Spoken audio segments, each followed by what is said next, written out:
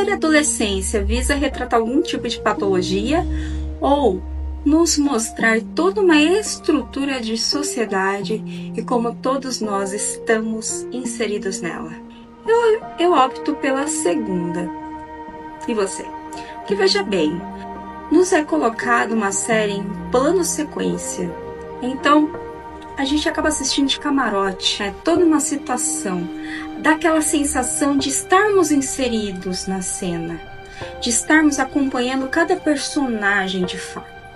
Então, no primeiro episódio, a gente vê como a polícia lida com a prisão de um garoto de 13 anos que cometeu um crime. Já no segundo, como a escola lida com cada adolescente.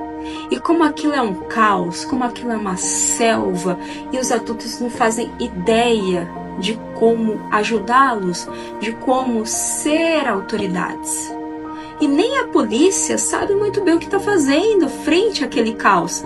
Tanto que eles estavam lendo o crime de uma forma errônea. Até que o filho do cara chega para ele e fala: você está lendo errado, porque você está interpretando os emojis de forma errada. Não quer dizer isso.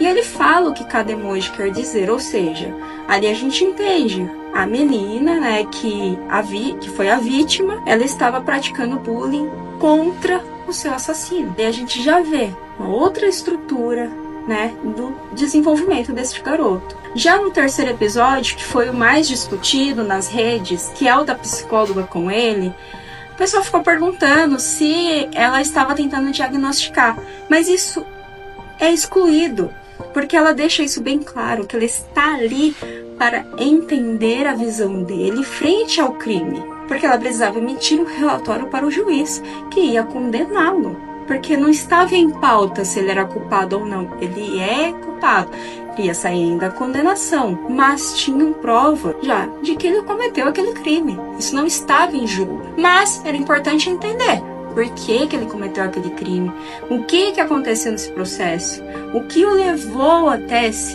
este ponto, né? Até porque, se o fator bullying foi um dos motivadores, é algo que aquela sociedade começa a ter que prestar atenção. Senão, quantos mais eles terão que prender e quantos mais eles terão que enterrar? É uma questão que a gente precisa começar a responder. E quanto, né, esses adultos acabam não prestando atenção na linguagem destes jovens, interpretando de forma errônea, achando que é algo saudável, e na verdade essas pessoinhas estão sofrendo. E não falam, a gente sabe que não fala, porque nós já fomos adolescentes, gente, não podemos nos esquecer disso. E no por último episódio, nós vemos a estrutura familiar, o quanto a família foi atingida frente a este crime, o quanto, né, eles sofrem com isso, principalmente o pai ali. A gente vê a relação do pai com ele, aquela cena dele cobrindo o coelhinho, tipo, todo aquele manejo ali.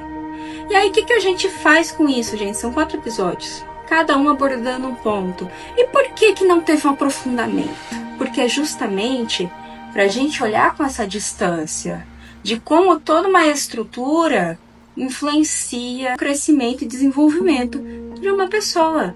Porque, gente, crianças saudáveis, vindas de lares saudáveis, também se tornam péssimos adolescentes. Que aí a gente vê os pais: ai, meu filho, o que aconteceu? Eu não sei o que aconteceu com meu filho, porque ele era doce, ele era educado. É o que a gente mais vê, né? Porque é normal. A partir do momento que ele é inserido em outros contextos sociais, ali a gente tem uma ampliação deste desenvolvimento, gente. Você passa por isso, você já passou por isso, você continua passando por isso.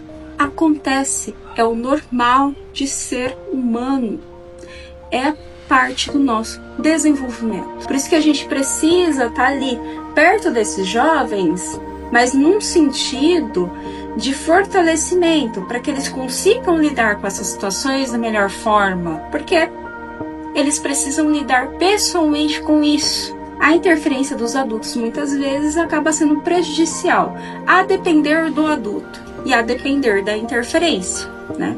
Mas voltando à série, ela retrata pontos importantíssimos, principalmente o que me chamou a atenção sobre a linguagem da internet. Por exemplo, o termo incel, eu achava que era um xingamento entre gamers e tudo mais, e na verdade não. Ali a gente percebe que é um termo de bullying, onde principalmente meninos são inseridos nesses termos, muitas vezes por garotas, pelos artigos que eu busquei e li. E eles buscam comunidades que incitam violência. E aí é muito engraçado, tragicamente engraçado, que diversas vezes eu vi esse termo sendo usado errado, agora que eu entendo o que ele significa. E é preocupante, porque é aquela coisa assim, agora eu deixo uma provocação para você. Se nós todos estamos inseridos numa estrutura onde temos diversos preconceitos, diversas coisas muito enraizadas nas quais temos que lutar contra diariamente, como que deixaremos de olhar nossos próprios comportamentos, achando que eles só pertencem a uma pessoa, a um grupo? Porque se nós também estamos inseridos, também não propagamos? Nós também não ajudamos? A partir da série foram levantadas muitas questões. Ele era um garoto misógino, mas ele não estava sendo vítima de bullying? Lógico, um crime não sobrepõe, mas a gente tem que entender de onde ele veio, né? Fica aí o questionamento para vocês.